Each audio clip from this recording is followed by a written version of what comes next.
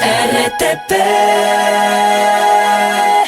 Bien, a esta hora de la mañana vamos a ir ya con nuestra entrevistada, 8:13.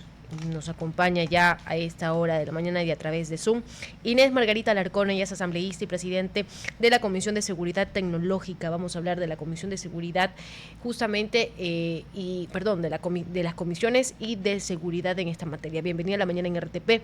Gracias por acompañarnos. ¿Cómo están? Muy buenos días. Un saludo afectuoso a toda la audiencia. Qué gusto compartir esta mañana. Asambleísta, como siempre, un placer tenerla con nosotros, así sea por la vía virtual. ¿Pudiera, para nuestra audiencia, ponernos al día en qué va el trabajo de la Comisión de Seguridad? ¿Qué leyes están pasando por ahí? ¿Qué planteamientos también a lo mejor podrían surgir en el tema de la fiscalización, para empezar? Bueno, en temas de fiscalización estamos trabajando con dos temas importantes. El primero, que es el tema vinculado a estos hechos terroristas sucedidos en la ciudad de Guayaquil, en las instalaciones de un centro comercial, y en Cuenca, en Mollepongo, en la vía Girón Pasaje, en donde hay hechos vinculados a actos terroristas, y donde en Guayaquil lamentablemente dejaron un fallecido.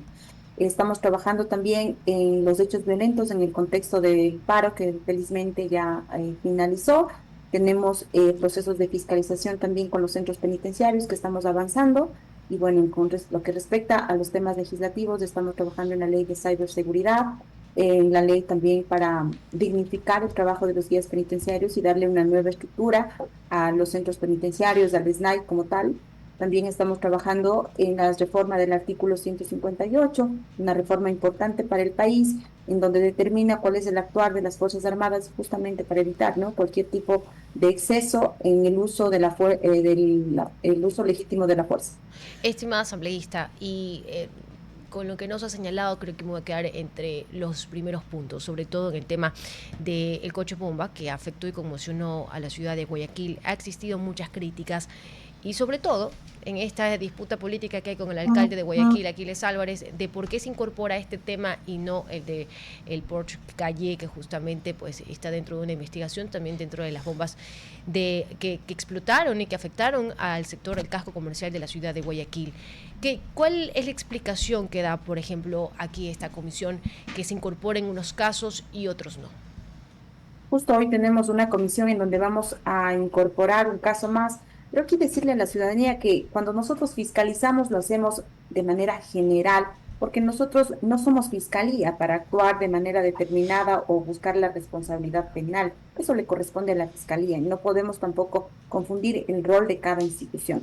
Nosotros lo que hacemos es determinar una responsabilidad administrativa por parte del Estado en las diferentes carteras que ejecutan la política pública. Eso es importante decirle a la ciudadanía. Sin embargo, en vista de que otras comisiones toman cualquier tema para hacer un show político, crear una narrativa, tener una plataforma para poder desprestigiar la imagen del gobierno, desgastar la imagen del gobierno frente a una campaña electoral, nos hemos visto en la necesidad de sumar un adicional, en este caso lo ocurrido el 22 de junio, cuando no debería ser así, porque cuando nosotros analizamos en un proceso de fiscalización lo hacemos de manera general para identificar responsabilidades administrativas del Ejecutivo. Pero en su momento el oficialismo quiso llevar a la Asamblea Nacional, por ejemplo, el tema del paso elevado en Los Ceibos, en la Avenida del Bombero, un tema seccional llevado a la Asamblea Nacional que solamente tiene capacidad de censurar a funcionarios específicos en el Estado central. O sea, ya no sería la primera vez en que la Asamblea Nacional va un poquito más allá de su capacidad de fiscalización para investigar. ¿No habrá que mantener la consistencia? O sea, nosotros no desconocemos cuáles son quienes están en la capacidad de fiscalizar y controlar, que es el Consejo por parte de los municipios, ¿no? Pero sí es importante cuando hay temas de conmoción social. Nosotros como primer poder del Estado no podemos quedarnos callados ante situaciones que tienen conmoción social, que generan grave preocupación en la ciudadanía. Y más que un control político, aquí sí quiero que quede claro, y la Comisión de Seguridad hizo un llamado al señor alcalde cuando estaba en la Asamblea Nacional, a 2 pisos de la Comisión de Seguridad, no por control político, no por un tema de fiscalización, porque no nos corresponde, sino más bien como un tema de preocupación por la seguridad de su ciudad. Estábamos con la Policía Nacional, las Fuerzas Armadas, un buen momento para indicarle lo que está pasando en su ciudad en temas de seguridad, en temas del miedo que interponen cuando hay actos terroristas. Yo leí en un reportaje hace poco que la gente mira una funda, una mochila, mira carros estacionados, lo primero que piensa, esto es un coche bomba, esto va a explotar. No podemos vivir con esa zozobra, con Así ese es. miedo. Eso no es lo que los ciudadanos están esperando de quienes podemos tomar decisiones Y, que deben ser oportunas y que también deben responder a la realidad que vive el país. asambleísta, ¿y qué tal sobre, porque usted mencionó Cuenca Girón Pasaje, usted mencionó lo que ocurrió frente al centro comercial que se encuentra en la avenida Joaquín Orrantia, más bien fue en el edificio El Barrilito, así se lo conoce popularmente, o el Barril del Chavo.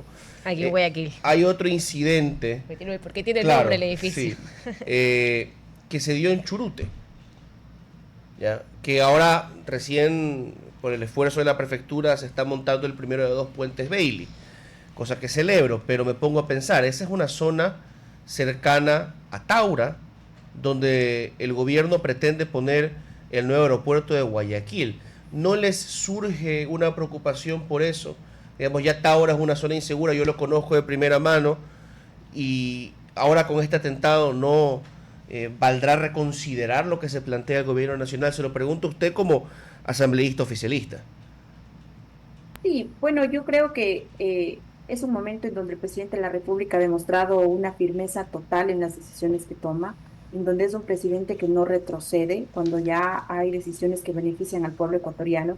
Y más bien no es el momento de decir que por el miedo a vamos a dejar de actuar, más bien es el momento de decir que estamos enfrentando lo que vivimos como país. Lastimosamente somos un país que vivimos de un conflicto armado interno y no internacional, en donde el 70% de la cocaína sale desde nuestras fronteras, un país en donde se ha infiltrado la narcopolítica en las más altas esferas del sistema de justicia, penal, judicial, incluso en la misma Asamblea Nacional.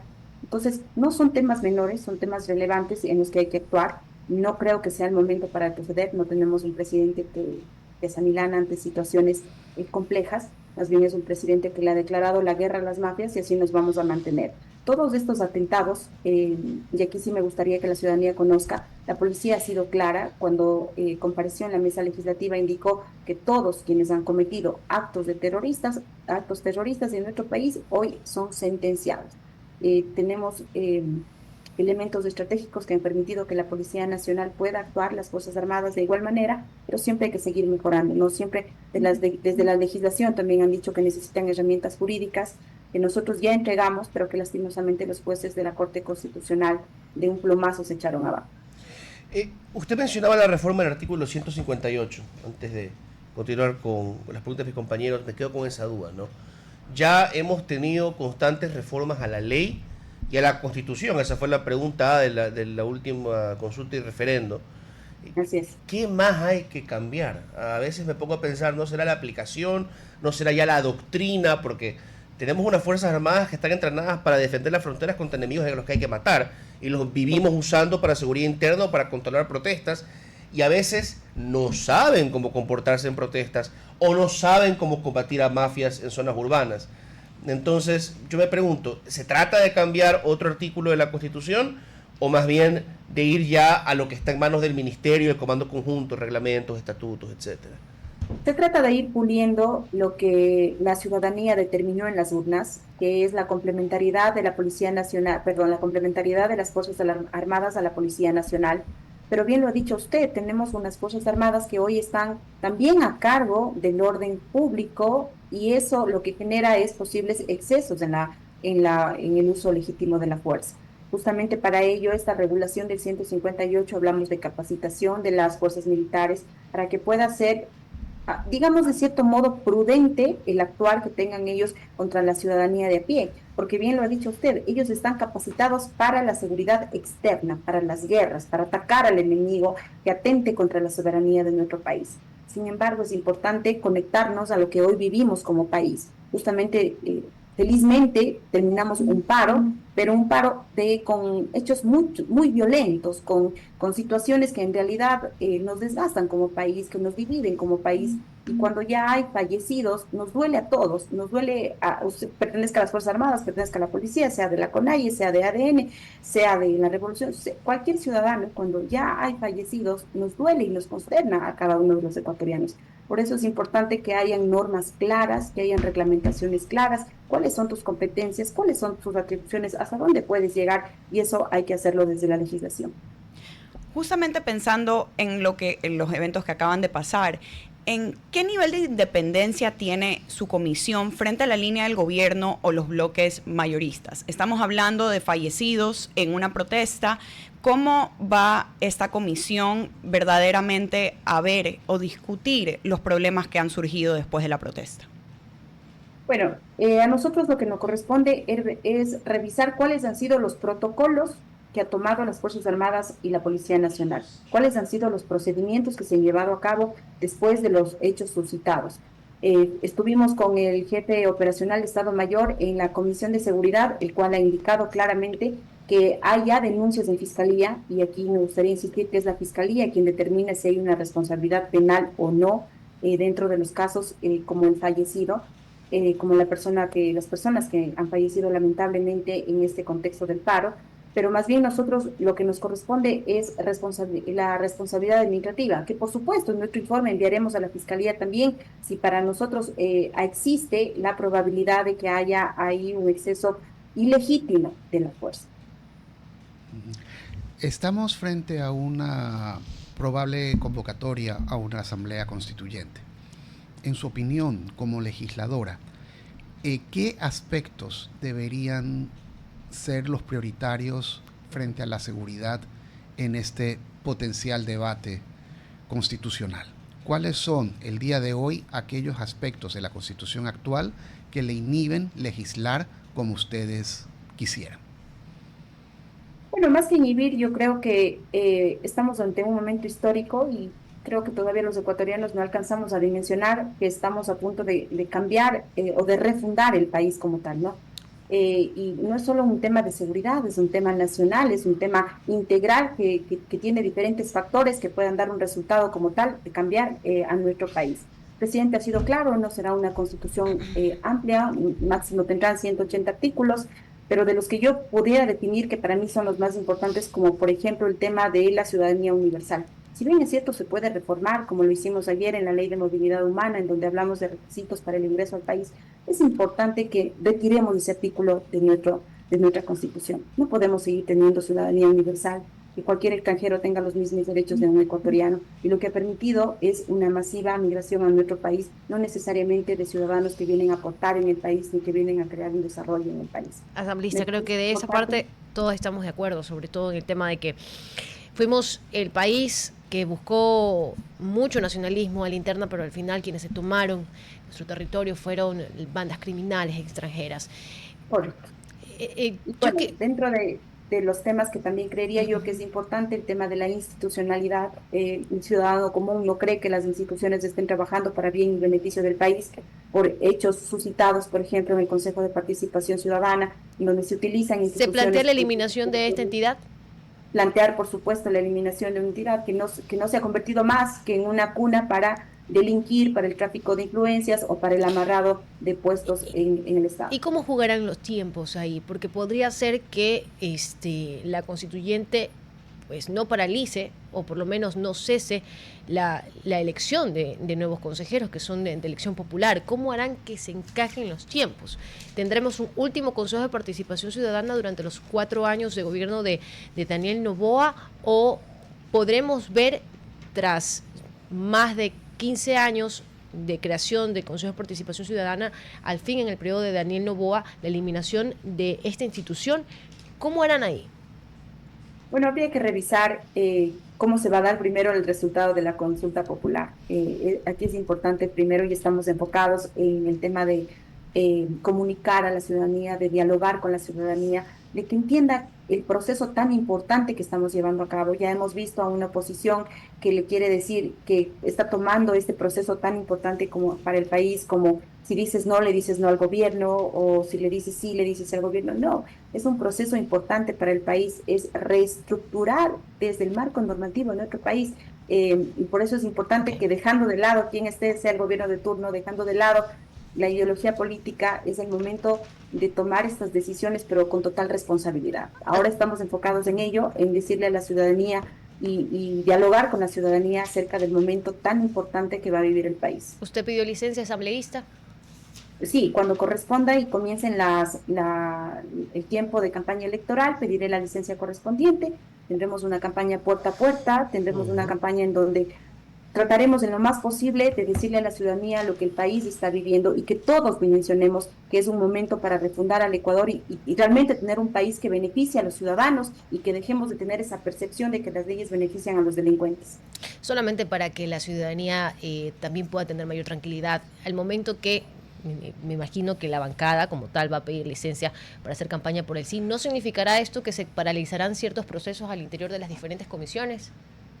Bueno, siempre nosotros principalizamos a nuestro alterno. Recordemos que no son muchos días de campaña también. Me parece que son 13 días, incluidos los 3 días que hay en el feriado. Entonces, no son muchos días.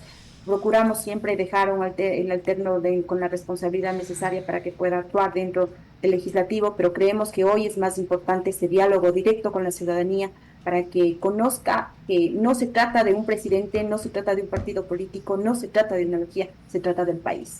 Asambleísta, para ir concluyendo, el presidente de la República dijo en una entrevista que él no adelantaría el contenido de sus propuestas de cambio constitucional en una constituyente, sino hasta después de la aprobación en las urnas. ¿No le parece un poco deshonesto con la gente el decir primero dame el poder de iniciar una constituyente y después te voy a decir qué es lo que proponemos introducir ahí? Yo sé que quedaría también la elección de asambleístas, ¿no? Y que la elección de asambleístas iría ligada a las propuestas del gobierno, pero es como que si le estuvieran reteniendo un insumo importante a la gente a la hora de decidir su voto. No, más bien creo que es una manera general de decirle a la ciudadanía que estamos frente a un momento importante para el país, pero más que nada yo creo que la ciudadanía hoy se ha dado cuenta de la firmeza del presidente de la República. Primero, al declarar la guerra contra las mafias, su constitución o la constitución que quede ya plasmada para nuestro país será una constitución que beneficie a las fuerzas del orden, que beneficie a los ecuatorianos y que sobre todo nos dé la paz y la seguridad que tanto estamos esperando los ecuatorianos. El presidente no ha querido adelantar mayor datos acerca de esto, es entendible, estamos frente primero a la decisión si habrá o no. Una vez que haya, se profundizará mucho más en los temas, por supuesto que sí, la ciudadanía tiene el derecho a estar informada acerca de lo que va a suceder después de. Asambleísta Alarcón, le agradecemos muchísimo por habernos acompañado en la mañana en RTP. Ha sido muy amable por toda la información y los detalles que nos ha dado. Siempre un gusto y siempre a las órdenes. Muchas gracias. Gracias a usted. Vamos a una pausa y ya regresamos con más. RTP